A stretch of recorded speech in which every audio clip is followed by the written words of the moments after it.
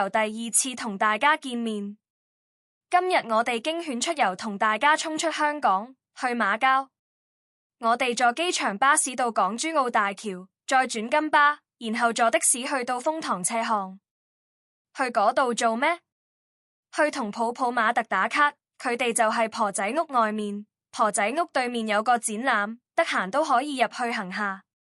當我哋想去另一個景點嗰陣，我哋見到墳場入面有間小教堂，都幾靚。我哋入咗去祈禱，順便打個卡。離開教堂，突然落起大雨，我哋求其揾間咖啡店避下雨先。我哋入咗呢間咖啡店，佢有甜品同埋飲品，好似好多選擇。我哋叫咗400次系列，包括咗400次紫薯同400次抹茶。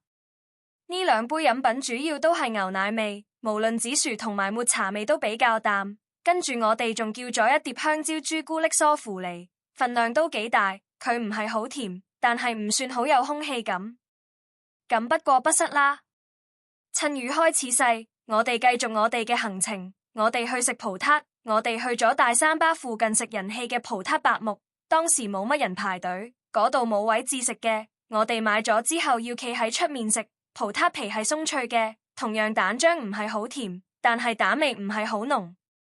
跟住我哋繼續行程，去到氹仔嗰邊，首先同人氣 IP 拉布布影下相，好多遊客喺度打卡，然後去咗鋪爹利食葡國菜，佢嘅裝修好有葡萄牙色彩。我哋叫咗一碟蜆、一碟八爪魚沙律同埋海鮮炒飯。碟蜆好香，好多汁，侍應仲俾咗2個麵包我哋，點汁食都好好味㗎。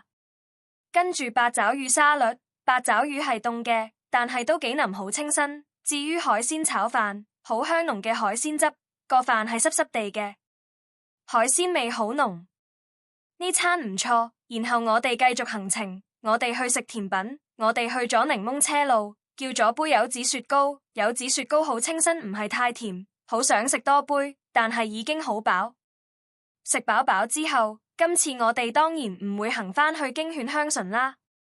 我哋今日係去睇 show，如果大家有其他推介，不妨留言俾我哋啊！下次再見。